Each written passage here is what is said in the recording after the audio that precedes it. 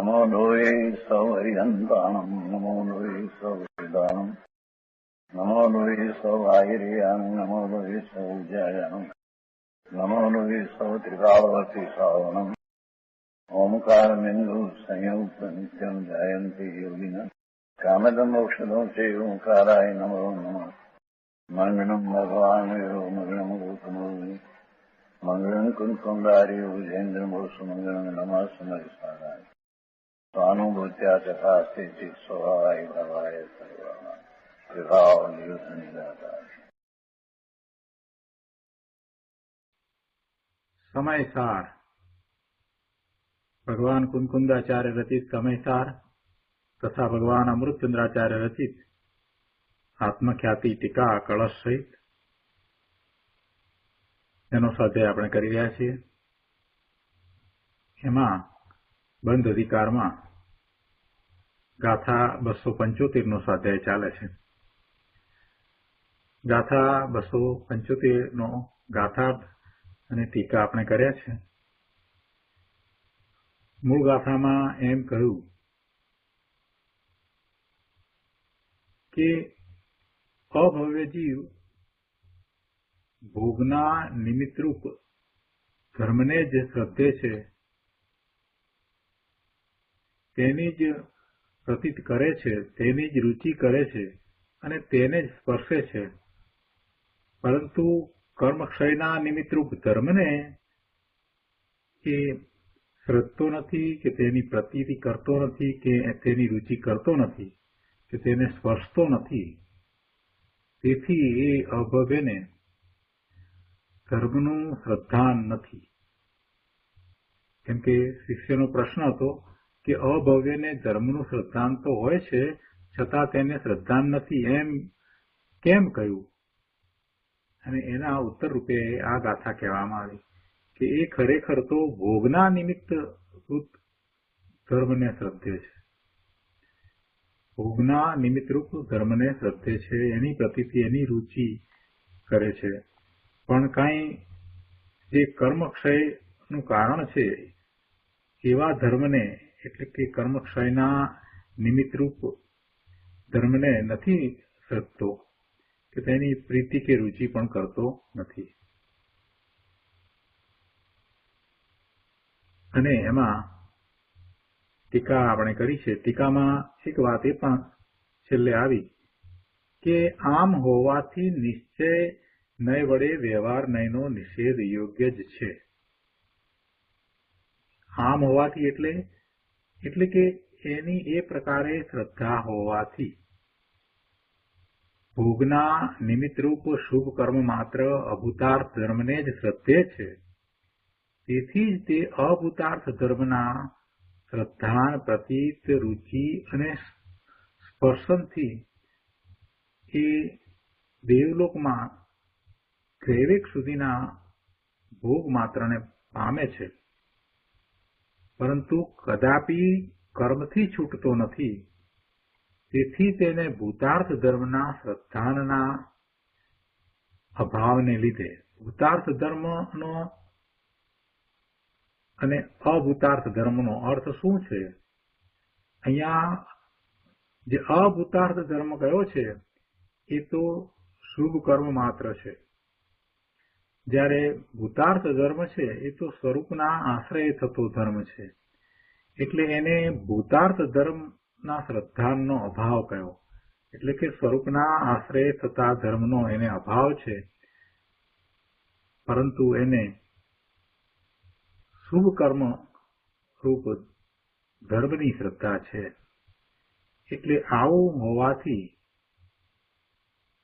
એને માટે એમ કહ્યું કે એવા શ્રદ્ધાનને કારણે એને ખરેખર મોક્ષ માર્ગનું ધર્મનું શ્રદ્ધાન નથી અને શુભ કર્મ માત્ર જે અભૂતાર્થ ધર્મ એને જ શ્રદ્ધે છે. એટલે એને એવી ઊંધી શ્રદ્ધા છે તો એ છોડવા લાયક છે. એટલે એમ કહ્યું કે એ વ્યવહાર નયનો નિષેધ યોગ્ય જ છે અને એવો નિષેધ નિશ્ચય નય વડે થાય. નિશ્ચય નય વડે થાય એટલે કે ભૂતાર્થ ધર્મના શ્રદ્ધાન દ્વારા એટલે નિશ્ચય નય વડે વ્યવહાર નયનો નિષેધ કરવા લાયક છે. ભાવાર્થમાં અહીંયા પંડિતજી સમજાવે છે કે અભવ્ય જીવને ભેદ જ્ઞાન થવાની યોગ્યતા નહીં હોવાથી તે કર્મફળ ચેતનાને જાણે છે. ભેદ જ્ઞાન થવાની યોગ્યતા અભવ્યને નથી. કોની વચ્ચે ભેદ જ્ઞાન એ નથી કરી શકતો?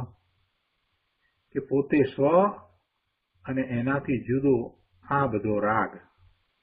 બીજા બધાને તો એ ભલે કદાચ જુદું જાણતો હોય, પણ જે શુભ ભાવ છે એનાથી પોતે સ્વ એ જુદો નથી પડતો, એટલે સ્વનો આશ્રય નથી કરતો, એટલે કે જે સ્વ જ્ઞાન સ્વભાવી છે એવા જ્ઞાન સ્વભાવે એ નથી પરિણમતો, એવી એની યોગ્યતા છે. અભવ્ય જીવની યોગ્યતા કેવી છે?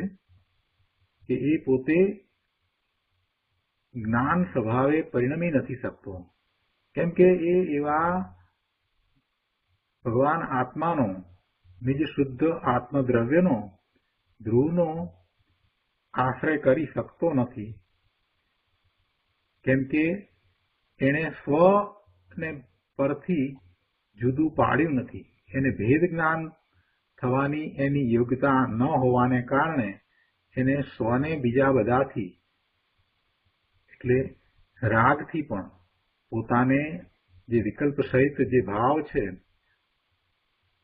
એવા ભાવથી, એવા શુભાશુભ ભાવરૂપ પરિણમનથી પણ કે જ્યાં સુધી પોતાને જુદો ન પાડે, સ્વને જુદું ન પાડે, ત્યાં સુધી સાચા અર્થમાં સ્વનો આશ્રય થતો નથી.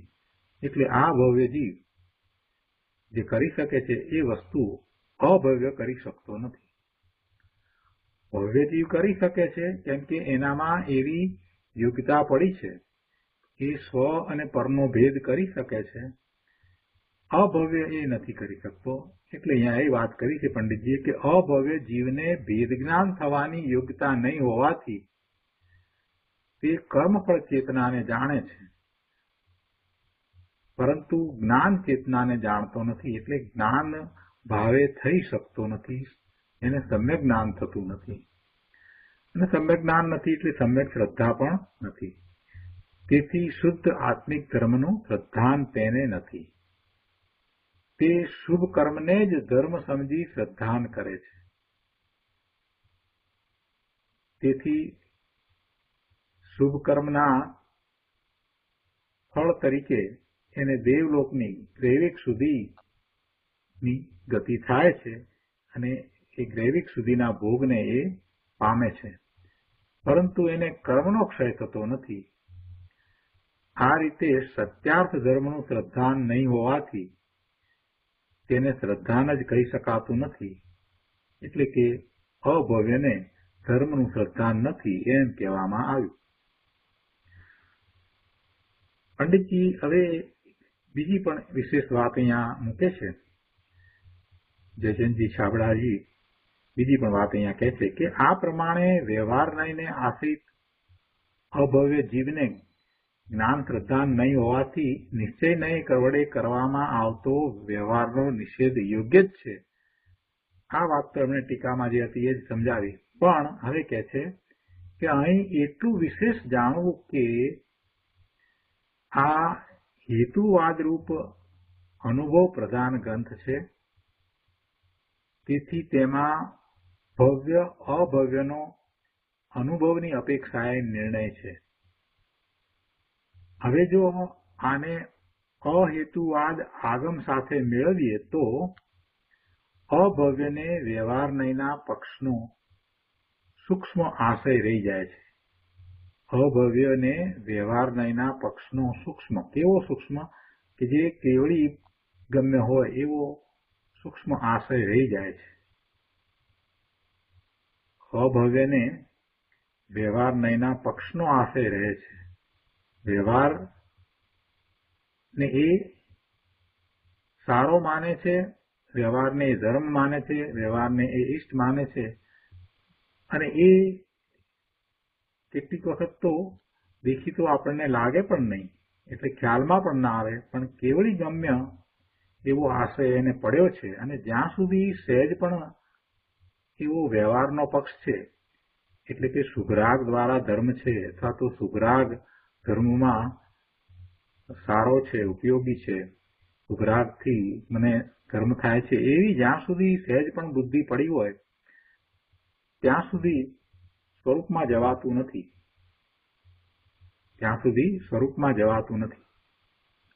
એટલે એવો અભવ્ય કે જેને વ્યવહાર નયના પક્ષનો આશય રહી જાય છે, અને એ આશયને લીધે વ્યવહાર નયના પક્ષનો આશય એટલે વ્યવહાર નયને ભલો જાણવાની શ્રદ્ધા એને અંદરમાં પડી રહે છે. એટલે એ પોતાના સ્વરૂપનું લક્ષ્ય કરીને, એનો આશ્રય કરીને એનો અનુભવ કરતો નથી, એને જ્ઞાન સ્વભાવે પરિણમી શકતો નથી.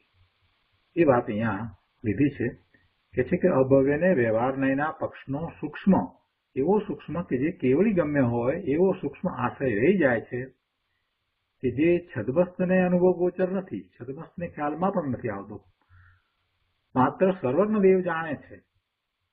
એટલે એવો એને વ્યવહાર નયનો પક્ષ રહ્યો છે. એ રીતે કેવળ વ્યવહારનો પક્ષ રહેવાથી તેને સર્વથા એકાંત રૂપ મિથ્યાત્વ રહે છે. એ મિથ્યાત્વ જતું નથી. અભવ્યને આ વ્યવહાર નયના પક્ષનો આશય સર્વથા પૂરેપૂરો કદી પણ મટતો જ નથી. એ આશય સૂક્ષ્મપણે તો એને રહે જ છે, અને એથી એને ખરેખર કેવલી પ્રરૂપિત ધર્મની શ્રદ્ધા નથી.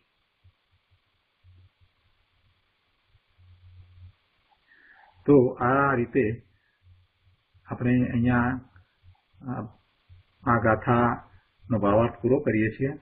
હવે આ ગાથા ઉપર પૂજ્ય ગુરુદેવ કાંજી સ્વામીએ આપેલ પ્રવચનના અંશ આપણે લઈએ.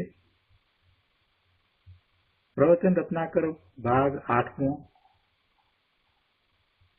પાના નંબર 253, ગાથા 275, ટીકા ઉપરનું પ્રવચન. એમાં ગુરુદેવ કહે છે કે ભલે દ્રષ્ટાંત અભવ્યનું આપ્યું હોય, બાકી અભવ્યની જેમ ભવ્ય જીવે પણ આવું બધું અનંતવાર કર્યું છે. અને એટલા માટે પંડિત દોલતરામજી કૃત 6 ઢાળામાં આવે છે ને કે મુનિ વ્રતધાર અનંત બાર વિવક ઉપજાયો, ભઈ નિજ આત્મ જ્ઞાન બિન સુખ લેશ ન પાયો.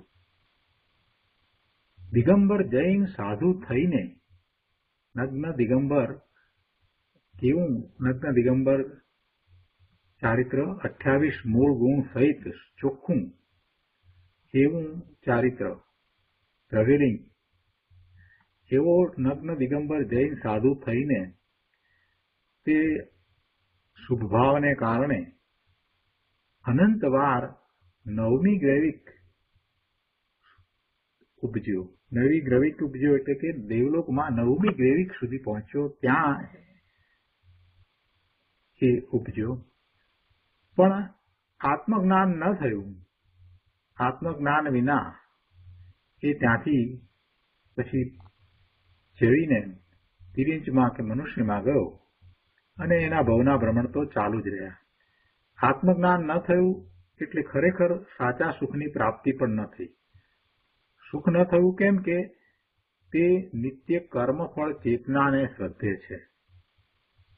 રાગનું ફળ જે ભોગ મળે તેને ચેતવામાં સંતુષ્ટ તે કર્મફળ ચેતનાને શ્રદ્ધે છે. કર્મફળ ચેતનાને શ્રદ્ધે છે. શુભ ભાવ ને કારણે પુણ્યનો બંધ પડે, અને એના ફળને એ ઈચ્છે છે, એની ઈચ્છા કરે છે કે એમાં એને રુચિ છે. ઊંડે ઊંડે એવા પુણ્યબંધને કારણે જે ફળ પ્રાપ્ત થાય એની એને રુચિ છે, એટલે એ એમાં સંતુષ્ટ થાય છે. કર્મફળ ચેતનાને શ્રદ્ધે છે. રાગનું ફળ જે ભોગ મળે તેને ચેતવામાં સંતુષ્ટ થાય છે, એને પ્રાપ્ત કરવામાં સંતુષ્ટ થાય છે, એ રીતે એ કર્મફળ ચેતનાને શ્રદ્ધે છે. પણ અંદરમાં જે ચૈતન્ય મહાપ્રભુ વિરાજે છે એવા નિત્ય જ્ઞાન ચેતના માત્ર વસ્તુને શ્રદ્ધતો નથી, એને એ જાણતો પણ નથી, એનું એ જ્ઞાન કરતો નથી. તે ભોગના હેતુથી શુભ કર્મ માત્ર ધર્મને કરે છે, પણ સ્વાનુભવના હેતુ એ ધર્મ કરતો નથી. સ્વાનુભૂતિ ના હેતુ એ ધર્મ કરતો નથી, સ્વાનુભૂતિ માટે એ ધર્મ કરતો નથી, પણ પુણ્યબંધ માટે શુભ કર્મ માત્ર કરે છે. એટલે ભોગના હેતુથી એ ધર્મ કરે છે. જે ધર્મ નથી એને ધર્મ માને છે, અને શુભ કર્મ માત્ર હેતુએ એ ધર્મ કરે છે. પણ સ્વના અનુભવ માટે એ ધર્મમાં પ્રવર્તતો નથી. એ જે શુભરાગ કરે છે તે કર્મ ચેતના છે, એ કઈ આત્મચેતના એટલે કે શુદ્ધ જ્ઞાન ચેતના નથી. અને આ વાત અઘરી પડે, પણ એ વાતને જ સમજે છૂટકો છે, એ સિવાય બીજો કોઈ માર્ગ નથી. શુભરાગ એ કર્મ ચેતના છે, અને એના દ્વારા સ્વરૂપની પ્રાપ્તિ થાય નહીં. સ્વરૂપની પ્રાપ્તિ તો એ શુદ્ધ જ્ઞાન ચેતનાથી થાય, એટલે એ સ્વરૂપના લક્ષ્ય પ્રાપ્તિ થાય. પોતાનું શુદ્ધ ત્રિકાળ જેવું સ્વરૂપ છે એવા સ્વરૂપનો આશ્રય કરીને એનું લક્ષ્ય કરતા, ત્યાં એકાગ્રતા કરતા, ઉપયોગને ત્યાં લઈ જતા, બારમાં બધેથી પોતાના ઉપયોગને પાછો ખેંચીને પરનું લક્ષ્ય કરતો હતો, એને બદલે સ્વનું લક્ષ્ય કરે. એક જ વાત મનમાં હોય, બીજી કોઈ વાત હોય નહીં, કે કેમ કરીને હું મારા એવા શુદ્ધ સ્વરૂપને જાણું અને એનો અનુભવ કરું. સવારે ઉઠે ત્યાંથી રાત્રે સૂઈ જાય ત્યાં સુધી એ સિવાય બીજી કોઈ વાતમાં એને રસ ન પડે. એવી જ્યારે એની દશા થાય ત્યારે એને પરનું લક્ષ્ય સહજ રીતે છૂટતું જાય છે. પર તરફથી ઉપયોગને અંદર તરફ વાળવો છે ને, પર તરફથી ઉપયોગને અંદર તરફ લઈ જવો છે ને, એને પર તરફ લક્ષ ન જાય એ માટે સ્વનું ચિંતન, સ્વનો વિચાર, સ્વના જ વિકલ્પે થતા ભાવ, એમાં જ એને રાચી રહેવું પડે. એમાં એ ક્યારેય રાચી રહે કે જ્યારે એને સ્વનું મહાત્મ્ય આવે ત્યારે. એને જગતના બધા પદાર્થો કરતા પોતાના નિજ શુદ્ધ સ્વરૂપનું મહાત્મ્ય વિશેષતાથી આવે ત્યારે એને જગત તરફની રુચિ ઘટે અને સ્વ તરફની રુચિ વધે. જગતમાં જે કંઈ દેખાય છે, જે કંઈ છે, એમાં મારે કાંઈ કરવા પણ નથી, હું એમાં કાંઈ કરી નથી શકતો, એવો અકર્તા ભાવ આવે છે ત્યારે એ બધેથી પાછો વળી અને સ્વ તરફ જાય છે. જ્યારે એને દ્રવ્યની સ્વતંત્રતા સમજાય છે કે એક દ્રવ્ય બીજા દ્રવ્યનું કાંઈ કરી શકતો નથી, એક દ્રવ્ય બીજા દ્રવ્યનું કાંઈ કરી શકે નહીં, તો એવી રીતે આ જીવ દ્રવ્ય હું બીજાનું કાંઈ કરી શકું નહીં, એટલે આ શરીરનું પણ કાંઈ કરી શકું નહીં, તો પછી પરના કામો હું કરું એવા મિથ્યા અભિમાનમાં હું શા માટે રાચી રહ્યો છું? એમ કરી અને સમજીને એ અકર્તા ભાવને કેળવે અને પોતાના સ્વરૂપનું મહાત્મા આવ્યું છે, પોતે સિદ્ધ સમાન છે. તીર્થંકર ભગવાનની વાણીમાં જે વાત આવી છે એનો એને પૂર્ણ વિશ્વાસ હોય કે ભગવાનની વાણીમાં વાત આવી છે તો નક્કી એમ જ છે, હું સિદ્ધ સમાન જ છું, હું એવી મારી પર્યાયને, સિદ્ધની પર્યાયને પ્રગટ કરી શકું એવો છું, સક્ષમ છું. મારું એવું શુદ્ધ સ્વરૂપ છે, અનંતકાળમાં ભલે ને ગમે તે પર્યાયો થઈ, તે છતાં પણ આ ભગવાન આત્મા ત્રિકાળ એવો ને એવો શુદ્ધ જ્ઞાયક છે. એવો વિશ્વાસ એને અંદરમાં આવે, એનું એવું મહાત્મા સમજાય, તો પછી એનો ઉપયોગ અંદર તરફ મળે. તો પછી એનો ઉપયોગ અંદર તરફ વળે. પણ જ્યાં સુધી હજી બહારમાં કાંઈક કરવાનો ભાવ જાગૃત થાય છે, જ્યાં સુધી હજી એને શુભ ભાવમાં પણ રુચિ છે કે ના શુભ ભાવ તો કરવા જેવો છે, ઈષ્ટ છે, શુભ ભાવ દ્વારા જ મને ધર્મની પ્રાપ્તિ થશે, શુભ ભાવ છે તો મને બધી અનુકૂળતાઓ મળશે, હજી આવી બુદ્ધિ જરાક પણ પડી છે તો પછી ઉપયોગ અંદર તરફ કેવી રીતે વળશે? એક બાજુ એમ આપણે કહીએ કે મારે હવે ઉપયોગને અંદર તરફ વાળવો છે, અને બીજી તરફ હજી પરમાં ઈષ્ટપણું લાગે, પરમાં પછી ભલે ને તીર્થંકર ભગવાન હોય, કેવળી ભગવાન હોય, ગુરુ હોય, દેવ હોય, શાસ્ત્ર ગમે તે હોય, પણ હજી એનું મહાત્મા આવે અને સ્વનું મહાત્મા જ ના આવે તો પછી સ્વ તરફ કેવી રીતે વળાશે? એટલે સ્વનું મહાત્મા લાવવું જ રહ્યું. ખરેખર તો એ સ્વનું મહાત્મા લાવે છે, સ્વનું મહાત્મા લાવે છે તો જ એ સાચા અર્થમાં તીર્થંકર ભગવાનને માને છે, સાચા અર્થમાં કેવળી ભગવાનને માને છે, સાચા અર્થમાં ગુરુને માને છે અને સાચા અર્થમાં શાસ્ત્રને માને છે. કેમ કે શાસ્ત્રમાં એ વાત આવી છે, ગુરુએ પણ એવો જ ઉપદેશ આપ્યો છે અને તીર્થંકર ભગવાનની વાણીમાં પણ એમ જ આવ્યું છે કે તું સ્વ તરફ વળ, સ્વનું મહાત્મા લાવીને તારું શુદ્ધ સ્વરૂપ છે એનો વિચાર કરીને, એને જેમ છે તેમ જાણીને એ પરમ શુદ્ધ છે અને એ પર્યાયમાં એવું પ્રગટ કરી શકાય છે, એવી જિનેશ્વર ભગવાનની આજ્ઞાને માને તો ખરેખર એને જિનેશ્વર ભગવાનનું મહાત્મા આવ્યું કહેવાય. એવી ગુરુની વાતને માને, ગુરુના ઉપદેશને ગ્રહણ કરે અને એમ એ પોતે જેમ ગુરુએ કર્યું છે એ જ રીતે પોતે પણ પોતાના સ્વરૂપ તરફ વળે, સ્વરૂપનું મહાત્મા લાવે તો એને ગુરુની આજ્ઞા માની કહેવાય. અને એ જ રીતે શાસ્ત્રની વાતને એને સ્વીકારી ત્યારે જ કહેવાય કે જે સ્વનું લક્ષ કરે. કેમ કે શાસ્ત્રમાં પણ એ જ વાત આવી છે.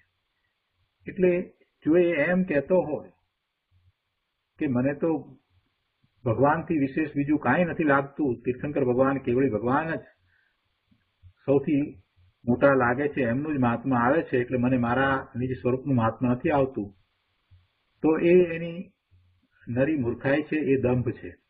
જો તને તીર્થંકર ભગવાનનું મહાત્મા આવ્યું હોય, એમને જ તું માનતો હો, તો પછી તીર્થંકર ભગવાનની વાતને તું માનતો કેમ નથી? તીર્થંકર ભગવાનનું મહાત્મા આવ્યું છે, તીર્થંકર ભગવાનની વાતને માનવી નથી, આ તો એ વિરોધાભાસી વાત થઈ.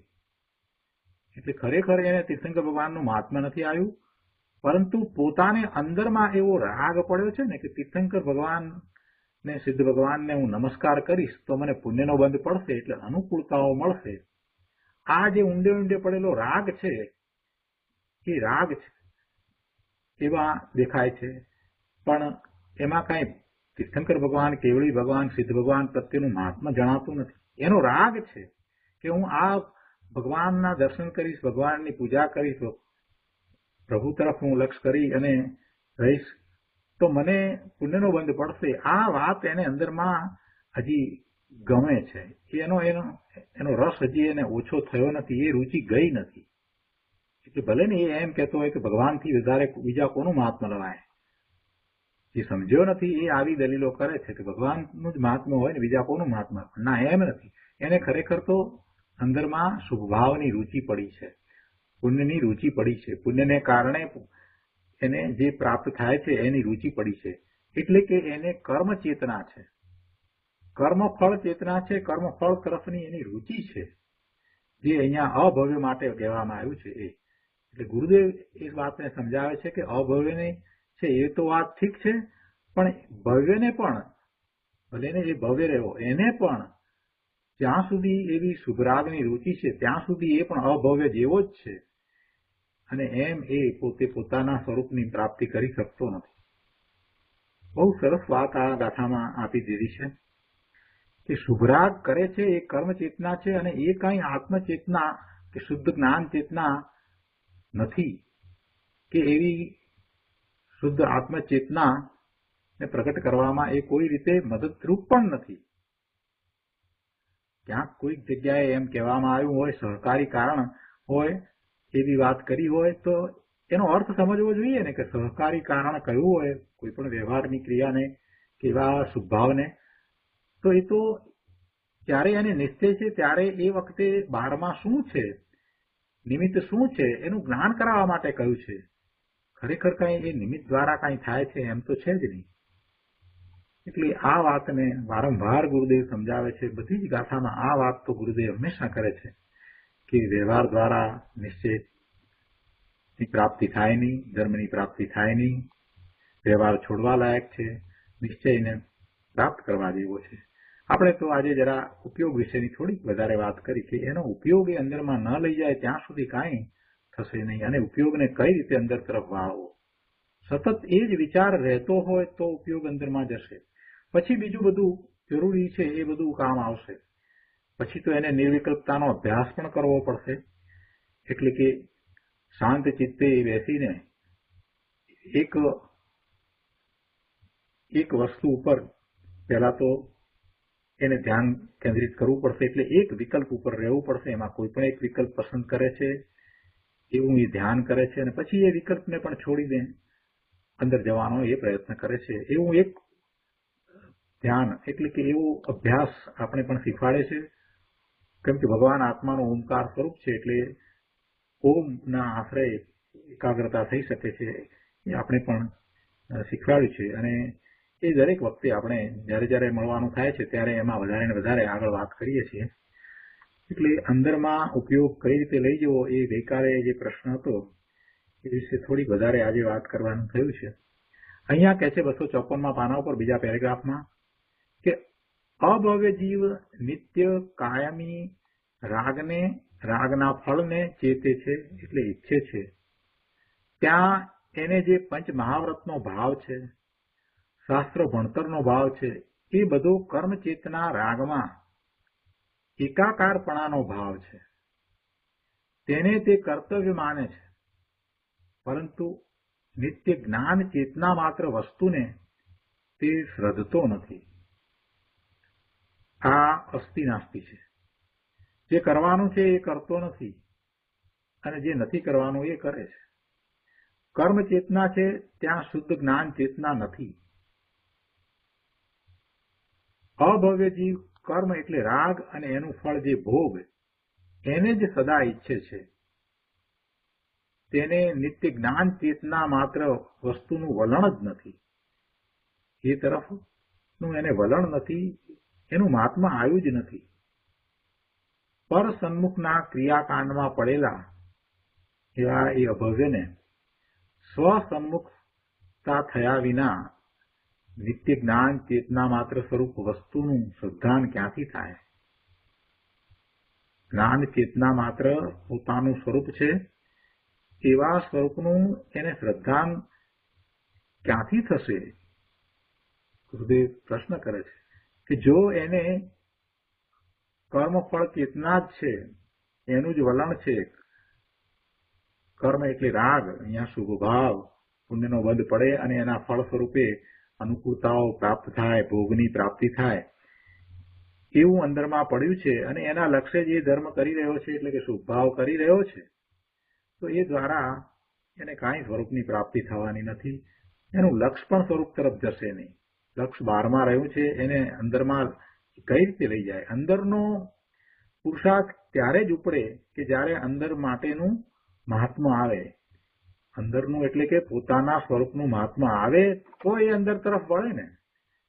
પણ એનું મહાત્મા જ નથી આવ્યું તો પછી અંદર તરફ ક્યાંથી વળશે? એટલે સૌથી પહેલું જો કાંઈ પણ કરવા જેવું હોય તો પોતાના સ્વરૂપનું મહાત્મા લાવવું. ન આવતું હોય તો શરૂઆતમાં તીર્થંકર ભગવાનના જ્ઞાનમાં એ આવ્યું છે એમ કરીને મહાત્મા લાવવું. તીર્થંકર ભગવાનના જ્ઞાનમાં હું સિદ્ધ સમાન જણાયો છું એમ કરીને મહાત્મા લાવવું. કૃપાળુદેવ શ્રીમદ રાજચંદ્રજીએ કહ્યું છે ને, સર્વજીવ છે સિદ્ધ સમજે તે થાય.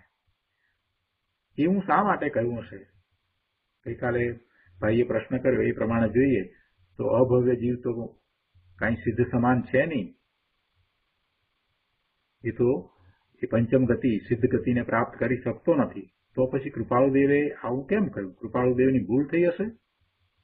કૃપાળુદેવની ભૂલ નથી થઈ પ્રભુ. અભવ્ય જીવ કેટલા? આપણે એક ઉદાહરણ લઈએ છીએ અભવ્યને સમજવા માટે કે પેલા મગ હોય ને એની અંદર કેટલાક મગ કોયડું મગ હોય કે જે ગમે તે પ્રયત્ન કરો તો પણ એ બફાય નહીં. બધા મગને બાફીએ ત્યારે તો એ કોયડું રહી જાય એ બફાયા વગરના. એવી રીતે આ અભવ્ય જીવ છે કે એ સિદ્ધ દશાને પ્રાપ્ત કરી શકતા નથી. એમ આપણે સામાન્ય સમજવા માટે કહીએ છીએ. પણ હવે પ્રશ્ન આપણે એમ કરવાનો કે કોયડું મગ કેટલા? આખી બોરી ભરીને 5 મણની બોરી ભરીને મગ લીધા હોય તેમાંથી કોયડું મગ કેટલા? અહીંયા અભવ્યનો એ રીતે વિચાર કરીએ તો એ તો એના પ્રમાણમાં પણ બહુ જ ઓછા. અભવ્ય જીવ તો કેટલા? બહુ ઓછા. એટલે અભવ્ય હું હોઈશ તો એવો તો ક્યારેય વિકલ્પ કરવો નહીં, એવો વિચાર પણ સરખો કરવો નહીં, એવો મનમાં વિચારે ન લાવવો. ગુરુદેવ તો એ માટે હંમેશા કહેતા કે એવો વિચારે શા માટે આવે? અને કૃપાળુ દેવે ત્યારે એમ કહ્યું છે કે તું સિદ્ધ સમાન છો, તો પછી એમણે પણ એ વાતને કાઢી નાખી છે. અભવ્યતાનો વિચાર શા માટે કરવો કે હું અભવ્ય હોઉં તો પછી શું થાય મારું? તો વિચારે ના કરવો. કૃપાળુ દેવે જે કહ્યું છે એ વાતને બરાબર સમજવી, શ્રદ્ધામાં લેવી. અને બધા જ મહાપુરુષોએ એમ જ ઉપદેશ આપ્યો છે કે તું આ કર તો તને તારા સ્વરૂપની પ્રાપ્તિ થાય. એવો ઉપદેશ જયારે આપ્યો છે ત્યારે કોઈ એમ નથી કહ્યું કે જો તું ભવ્ય હોઈશ તો તને થશે અને અભવ્ય હોઈશ તો તને નહીં થાય, એટલે પેલા તું નિર્ણય કર કે તું ભવ્ય છો કે અભવ્ય છો અને પછી પુરુષાર્થ કર. એવું કોઈએ નથી કહ્યું. એવું કોઈએ નથી કહ્યું. અને ત્રીજી વાત એ પણ છે કે આપણે અભવ્ય વિશે વધારે કેટલું જાણીએ છીએ? કોને ખબર શું છે? સાચા અર્થમાં કોણ અભવ્ય છે? ખરેખર એ જ્ઞાન સ્વભાવે નથી પરિણમતો એવો કોણ અભવ્ય છે? એક વખત એક પ્રશ્નના જવાબમાં ગુરુદેવે અભવ્ય અને ભવ્યની વાત કરતા કહ્યું હતું કે અભવ્યને કોઈકે એમ કહ્યું કે એને 2 પ્રકૃતિ ઉદયમાં હોતી નથી. જેમ કે સમ્યક દર્શન થાય છે તો દર્શન મોહનીયની પહેલા એક પ્રકૃતિ હોય છે અને પછીથી 2 પ્રકૃતિ ઉદયમાં આવે છે. તો એના સંબંધીની કઈ વાત કરી હતી તો ગુરુદેવે કહ્યું કે ના, એમ નથી, એ પણ છે. એને પણ એ છે કે એને તો ક્યાં થવાનું છે? એ જ રીતે કેવળ જ્ઞાન એને ક્યાં થવાનું છે? તો એ પ્રકૃતિ જેને ઉદયમાં ન હોય આવી પણ કોઈએ વાત કરી હતી. ગુરુદેવે કહ્યું ના, એમ નથી. એટલે ભવ્યને અને અભવ્યને કઈ રીતે જુદાપણું છે એનો વિચાર કરવા કરતા જે અહીંયા શાસ્ત્રમાં જે વાત આપી છે એને સ્વીકારવી કે અભવ્ય તો એ છે કે જે જ્ઞાન સ્વભાવે પરિણમતો નથી. અભવ્ય તો એ છે કે જે સુગરાગને પોતાનો માને છે, ધર્મ માને છે, એ અભવ્ય છે. અને અભવ્ય તો એ છે કે જે ભેદ જ્ઞાન કરી શકતો નથી. આ 3 વસ્તુ અહીંયા આવી તો એને માનવી. અને આપણે એમ માનવું કે આપણે ભવ્ય છીએ પણ આપણે અભવ્યની જેમ વર્તીએ છીએ તો આપણી ભૂલ સુધારી લઈએ. આપણે આ ઉપરથી બોધપાઠ એ લેવાનો છે કે અભવ્યની જેમ આપણે વર્તીએ છીએ તો આપણા વર્તનને સુધારી લઈએ. આપણે શુભ ભાવને ધર્મ ન સમજીએ, શુભ ભાવની રુચિ છોડી અને શુદ્ધ ભાવની રુચિ કરીએ, સ્વરૂપનું મહાત્મ્ય લાવી અને એનો પુરુષાર્થ ઉપાડીએ. આ બધું આમાંથી આપણે ઉપદેશ ગ્રહણ કરી અને લેવાનું છે. એ તો એનું તાત્પર્ય છે. એટલે અહીંયા કહે છે કે અભવ્ય જીવ કર્મ એટલે રાગ અને એનું ફળ જે ભોગ એને જ સદા ઈચ્છે છે. તેને નિત્ય જ્ઞાન ચેતના માત્ર વસ્તુનું વલણ જ નથી. પર સન્મુખના ક્રિયાકાંડમાં પડેલા તેને સ્વસન્મુખતા થયા વિના નિત્ય જ્ઞાન ચેતના માત્ર સ્વરૂપ વસ્તુનું શ્રદ્ધાન ક્યાંથી થાય? ન થાય. તેથી એને પરિભ્રમણ મળતું જ નથી. અને શરૂઆતમાં જ ગુરુદેવે કહ્યું કે આ દ્રષ્ટાંત ભલે અભવ્યનું આપ્યું હોય પણ ભવ્ય જીવ પણ જો એમ વર્તે છે, એમ પરિણમે છે તો એને પણ એ વાત લાગુ પડે છે કે એને નિત્ય જ્ઞાન ચેતના માત્ર સ્વરૂપનું શ્રદ્ધાન નહીં થાય.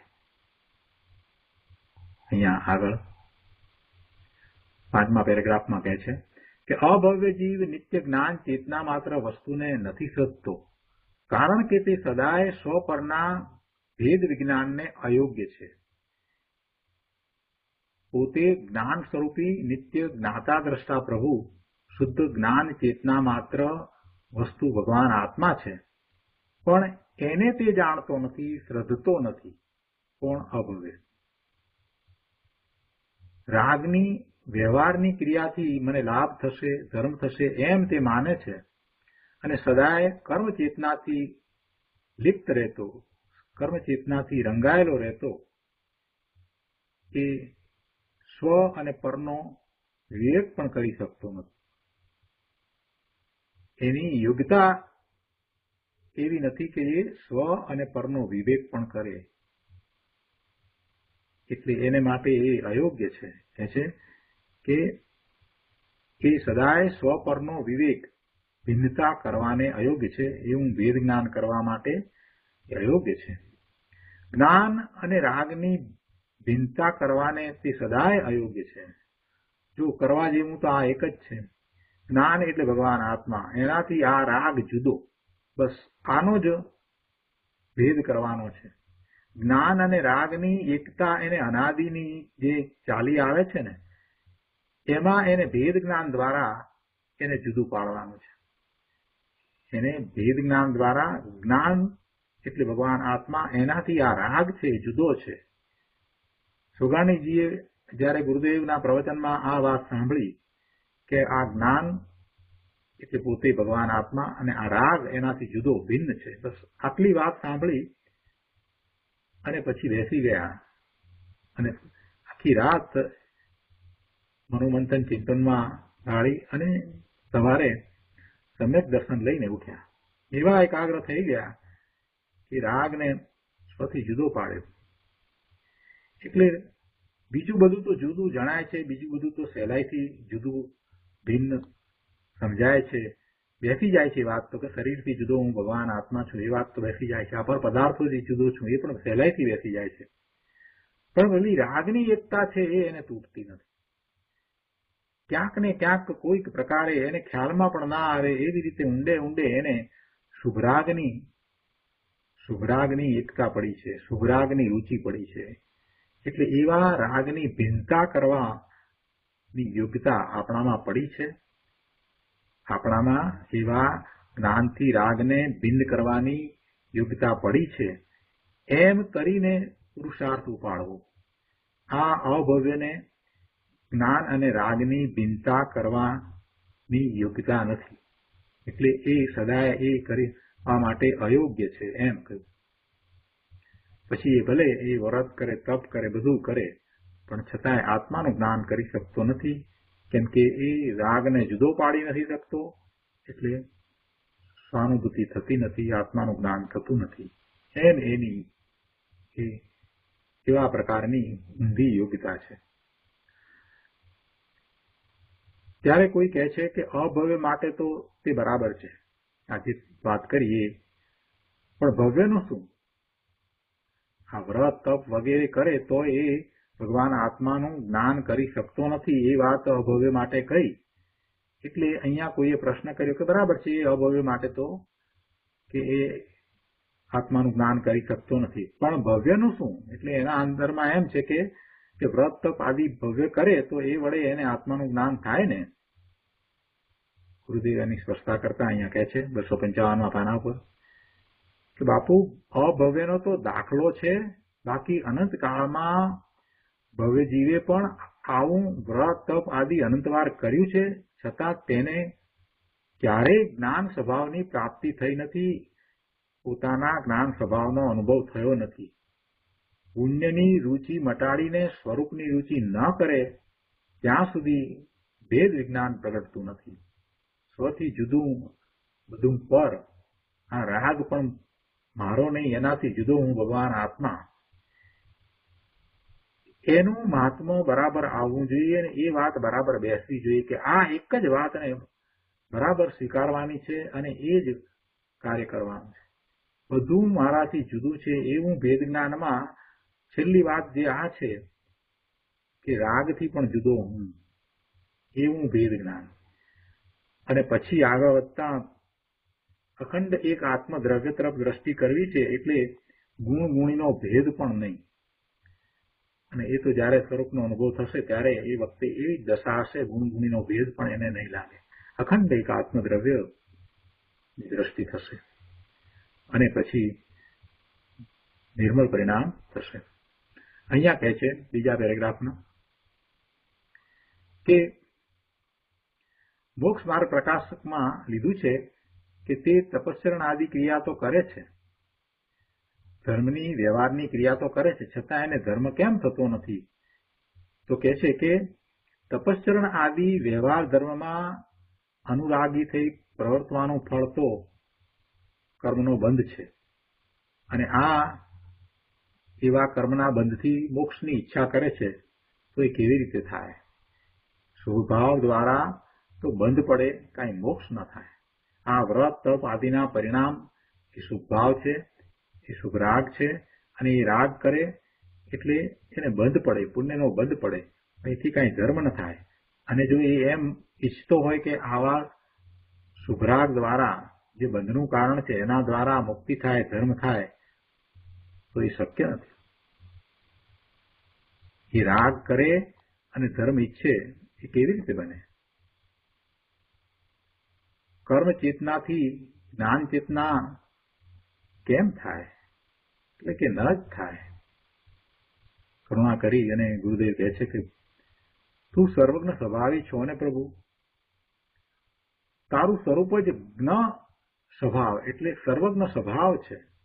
તું જ્ઞાન સ્વભાવ છો, અને જ્ઞાન સ્વભાવ પણ કેવો? સર્વને જાણે તેવો સર્વજ્ઞ સ્વભાવી છું. તું પરમાત્મા સ્વભાવી છો.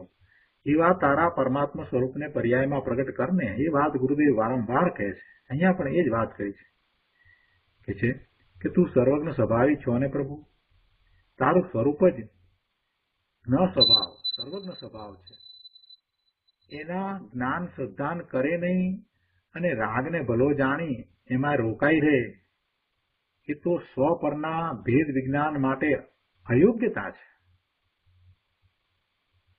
સ્વ પરનું જેને ભેદ વિજ્ઞાન કરવું છે, સ્વથી પર બધું જુદું પાડીને સ્વનો અનુભવ કરવો છે, એને પહેલા પોતાના સર્વજ્ઞ સ્વભાવનું શ્રદ્ધાન કરવું જ રહ્યું. પોતે સર્વજ્ઞ સ્વભાવી જ છે. એના જ્ઞાન શ્રદ્ધાન કરવા કેવો છે પોતે, અને એનું જ શ્રદ્ધાન કરવું. એવું ન કરે તો પછી એને ભેદ જ્ઞાન નહીં થાય. એ ભેદ જ્ઞાન માટે અયોગ્ય છે. અને અહીંયા તો અભવીની વાત લીધી છે, એટલે ગુરુદેવ કહે છે કે આ રીતે અભવ્ય જીવ ભેદ જ્ઞાન માટે સદાય અયોગ્ય છે. આગળ 256 પાના ઉપર કહે છે કે જુઓ, શુદ્ધ ચૈતન્ય ઘન પ્રભુ આત્માના આશ્રયે જે જ્ઞાન માત્ર પરિણામ ઉપજે તે કર્મથી સંસારથી છૂટવામાં નિમિત્ત છે. તેથી તેને ભૂતાર્થ એટલે સત્યાર્થ ધર્મ કહ્યો. શા માટે સત્યાર્થ ધર્મ કહ્યો? કે એવા પરિણામ છે એ સંસારથી છૂટવામાં નિમિત્ત છે. કેવા પરિણામ છે? શુદ્ધ ચૈતન્ય ઘન પ્રભુ આત્માના આશ્રય તથા નિર્મળ પરિણામ, સમ્યક દર્શન, સમ્યક જ્ઞાન, સમ્યક ચારિત્રના પરિણામ એ સંસારથી છૂટવામાં નિમિત્ત છે. એટલે કે પોતાનું મુક્ત સ્વરૂપ છે એની પ્રાપ્તિમાં એ નિમિત્ત છે. એ મોક્ષ માર્ગમાં એ નિમિત્ત છે. એ મોક્ષ માર્ગનું એ કારણ છે. પોતે મુક્ત સ્વભાવ જ છે, મુક્ત સ્વરૂપ જ છે. એટલે અહીંયા ગુરુદેવે અહીંયા નિમિત્ત શબ્દ મૂક્યો છે. સંસારથી છૂટવામાં નિમિત્ત છે. સંસાર છૂટો પડ્યો છે, પોતે એનાથી મુક્ત જ છે, પણ એના જે પરિણામ શુદ્ધ ચૈતન્ય ઘન પ્રભુ આત્માના આશ્રય જે જ્ઞાન માત્ર પરિણામ ઉપજે છે એ સંસારથી છૂટવામાં નિમિત્ત છે. તેથી તેને ભૂતાર્થ એટલે સત્યાર્થ ધર્મ કહ્યો છે. અને જે પરના આશ્રય શુભ કર્મ માત્ર પરિણામ થાય તે પુણ્યબંધમાં અને ભોગમાં નિમિત્ત છે. તેથી તે અભૂતાર્થ જૂઠો ધર્મ છે એમ કહ્યું. એ સાચો ધર્મ નથી. હવે એમાં અભવી જીવ શુભ કર્મ માત્ર અભૂતાર્થ ધર્મને જ શ્રદ્ધે છે. પેલા સત્યાર્થ ધર્મને તો શ્રદ્ધતો નથી. તો પછી એની શ્રદ્ધા કેવી કહેવાય? સાચી સમ્યક શ્રદ્ધા કહેવાય? ધર્મની શ્રદ્ધા કહેવાય કે ન કહેવાય? શિષ્યનો પ્રશ્ન હતો ને કે એને કેમ ધર્મની શ્રદ્ધા તમે માનતા નથી? આ જવાબ છે. આગળ પણ અહીંયા કહે છે કે શુભભાવ છે તે નિશ્ચયથી અશુદ્ધ ભાવ છે. શુભ ભાવ છે, શુભ અને અશુભ બંને ભાવ અશુદ્ધ ભાવ છે, પણ શુભ ભાવનું જ લોકોને ઘણું મહાત્મ્ય હોય છે. શુભ ભાવ અને ઉપદેશ પણ શુભ ભાવનો ખૂબ આપવામાં આવે છે. સાધુઓ પણ શુભ ભાવનો ઉપદેશ જ આપે છે. શુદ્ધનો તો ઉપદેશ આપતા ભાગ્યે જ કોઈક સાધુ ને સાંભળ્યા હશે. ગુરુદેવને છોડીને બહુ ઓછા એવા સત્પુરુષો મળ્યા છે કે જેમણે શુદ્ધ ભાવનો ઉપદેશ આપ્યો હશે. એ તો આંગળીને વેરે ગણાય એટલા 5-7 જ હશે. બાકી તો મોટા ભાગે જે મળ્યા છે એમણે બધાએ શુભ ભાવનો જ ઉપદેશ આપ્યો છે.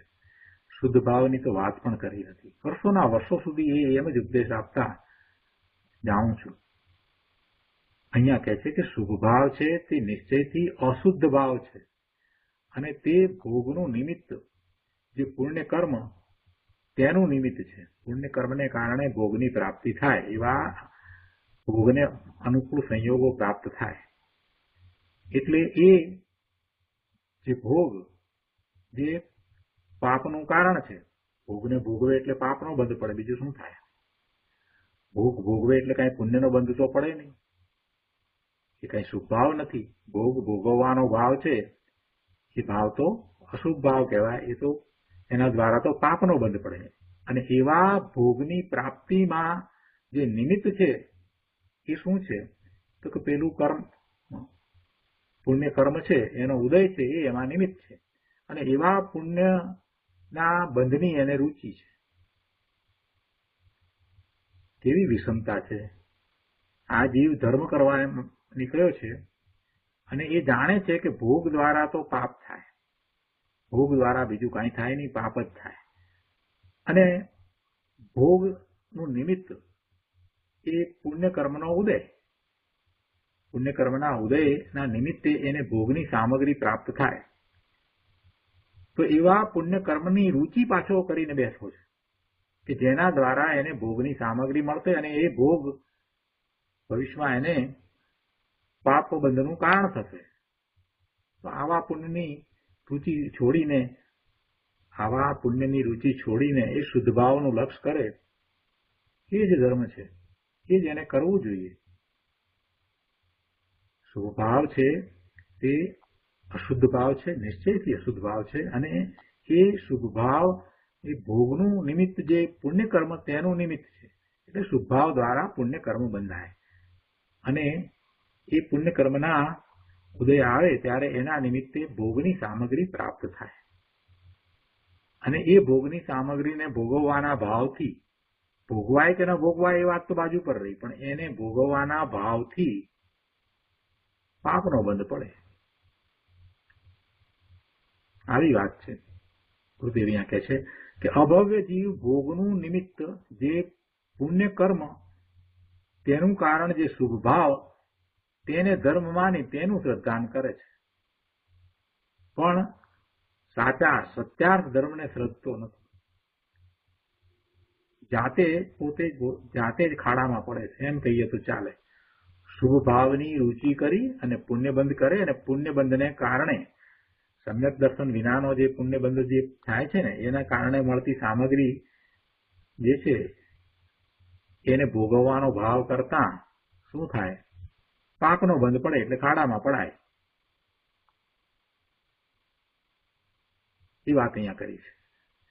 પુણ્ય પાપથી ભિન્ન ચિદાનંદ ઘન પ્રભુ આત્માના જ્ઞાન, શ્રદ્ધાન અને રમણતા, તે જ્ઞાન માત્ર શુદ્ધ પરિણામ સત્યાર્થ ધર્મ છે. એની રુચિ કરવી જોઈએ. એવા પોતાના નિજ શુદ્ધ સ્વરૂપની રુચિ કરી, એનું મહાત્મ્ય લાવી, એનું લક્ષ્ય કરી અને એવા શુદ્ધ પરિણામ પ્રગટ કરવાના છે. ત્યારે અભવ્ય જીવ તો એનું લક્ષ્ય પણ કરતો નથી, એને શ્રદ્ધતો પણ નથી. એવા પરિણામ વિશે અહીંયા ગુરુદેવ આગળ વાત કરે છે કે એ પરિણામ કેવા છે તે જ્ઞાન માત્ર શુદ્ધ પરિણામ. તો કે છે કે કર્મ ખરવામાં નિમિત્ત છે. કેટલી વાત કરે છે કે એ શુદ્ધ પરિણામ એને કર્યા માટે શું કર્મ ખરી પડ્યા છે? ના, એમ નહીં, એમ નથી. એ તો કર્મનો ખરવાનો સ્વકાળ છે. ગુરુદેવ નાની નાની વાત પર પણ કેટલું ધ્યાન આપે છે. આપણે વાત તો બરાબર કરી કે એ પરિણામ જ્ઞાન માત્ર શુદ્ધ પરિણામ છે. એ કેવા છે તો કે એ કર્મ કરવામાં નિમિત્ત છે. જો ત્યાં નિમિત્ત શબ્દ મૂક્યો છે. એ કર્મ કરવાનું કારણ છે, પણ એને નિમિત્ત કારણ કહ્યું. કેમ? કેમ કે ખરેખર તો જોઈએ તો એ કર્મ ખરી પડે છે તો એ કર્મ તો એ પોતાના કારણે ખરી પડે છે. એનો સ્થિતિબંધ એટલો જ હતો, એટલે કર્મ તો ખરી પડવાના જ હતા. એ શુદ્ધ પરિણામ એને કર્યા માટે કર્મ ખરી પડ્યા એમ નથી. એ તો કર્મનો ખરવાનો સ્વકાળ છે. કર્મ તો એના કારણે સ્વકાળે ખર્યા છે, અને એ વખતે આને આવા શુદ્ધ પરિણામ જ્ઞાન માત્ર પરિણામ છે એ એમાં નિમિત્ત છે. નિમિત્ત ઉપાદાનમાં કઈ કરે છે એમ નહીં. આ શુદ્ધ પરિણામ એ નિમિત્ત છે, અને એ પેલા જે કર્મ છે, જડ કર્મ છે, એ ખરી જાય છે, એમાં એ નિમિત્ત થાય છે. તો એ જડ કર્મ છે એ જ ઉપાદાન કારણ છે. એની એ વખતની એવી જ યોગ્યતા છે, એનો ખરવાનો એ કાળ છે, એનો એ સ્વકાળ છે, એટલે એ ખરે છે. અને એ ખરે છે એ વખતે આને આવા શુદ્ધ પરિણામ જ્ઞાન માત્રના પરિણામ હોય છે. અહીંયા 5મા પેરેગ્રાફમાં કહે છે કે અભવ્ય ભૂતાર્થ ધર્મને નથી શ્રદ્ધતો. ભૂતાર્થ એટલે જ્ઞાન માત્ર ભાવ કીધો. ભૂતાર્થ એટલે જ્ઞાન માત્ર ભાવ કીધો ને, એ જ્ઞાન માત્ર ભાવ. એ જ્ઞાન માત્ર ભાવ એ ભૂતાર્થ એ સાચો ધર્મ છે. જ્ઞાન માત્ર એટલે વસ્તુ જે એક જ્ઞાયક ભાવ એકલા ચૈતન્યનું બિંબ અંદર સ્થિતિદાનંદ સ્વરૂપે ત્રિકાળ વિરાજમાન છે, તેના જ્ઞાન શ્રદ્ધાન અને તેમાં જ લીનતા રમણતા થવારૂપ ભાવને અહીં જ્ઞાન માત્ર કહ્યો છે. એમાં રાગ નથી, માટે જ્ઞાનમય કહ્યો છે. કોઈને એમ થાય કે આ જ્ઞાન માત્ર કહ્યો તો પછી જ્ઞાનની વાત કરી તો પછી શ્રદ્ધા અને ચારિત્ર ક્યાં ગયા? એટલે શ્રદ્ધા અને ચારિત્ર તો આવ્યા નહીં એમાં. ગુરુદેવ સ્પષ્ટતા કરે છે એમ નહીં ભાઈ. અંદર આત્મા જે શુદ્ધ ચિદ્રુપ ત્રિકાળ ધ્રુવ એક જ્ઞાયક ભાવરૂપ છે, તેની સન્મુખની શ્રદ્ધા, તેના સન્મુખનું જ્ઞાન અને તેમાં જ રમણતા, એ ત્રણેયની એક રૂપતાને અહીં જ્ઞાન માત્ર કહ્યું છે. આ જ્ઞાન માત્ર કહેતા એમાં સમ્યક દર્શન, સમ્યક જ્ઞાન, સમ્યક ચારિત્ર ના પરિણામ આવી જાય છે. રાગના અભાવ રૂપ એટલે જ્ઞાન માત્ર એમ અર્થ છે. ઘણી સરસ વાત મૂકી છે. આગળ 258માં પાના ઉપર બીજા પેરેગ્રાફમાં કહે છે કે અભવ્ય જીવ શુભ કર્મ માત્ર અભૂતાર્થ ધર્મને જ શ્રદ્ધે છે. હવે કહે છે કે તેથી જ તે અભૂતાર્થ ધર્મના શ્રદ્ધાન, પ્રતીતિ, રુચિ અને સ્પર્શનથી ઉપરના ગ્રૈવિક સુધીના ભોગ માત્રને પામે છે, પરંતુ કદાપી કર્મથી છૂટતો નથી. એનો વિસ્તાર કરતા ગુરુદેવ કહે છે કે સત્યાર્થ ધર્મના રુચિ અને સ્પર્શનને બદલે શુભ રાગને ધર્મ માનવારૂપ જૂઠા ધર્મના શ્રદ્ધાન, રુચિ અને સ્પર્શન અર્થાંત વેદનથી, અનુભવનથી ઉપરના ગ્રૈવિક સુધીના દેવલોકના ભોગ માત્ર ને પામે છે.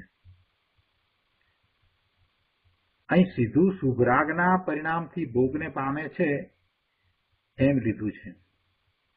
વાસ્તવમાં તો પરિણામ છે એ નવા કર્મબંધમાં નિમિત્ત છે.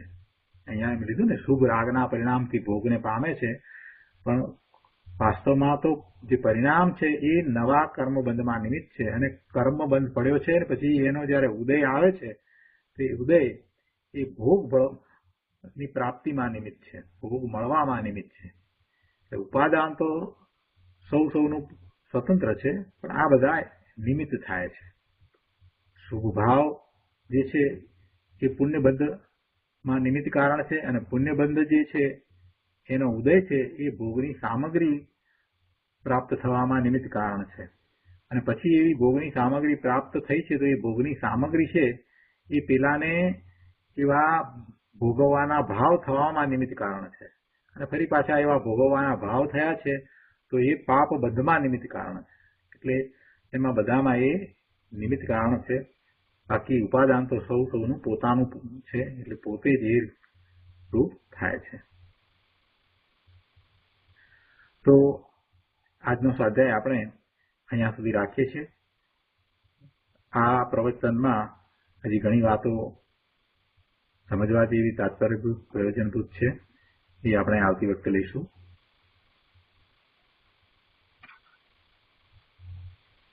હવે સુખધામ બોલીએ. સુખધામ અનંત સુસંત ચરી દિન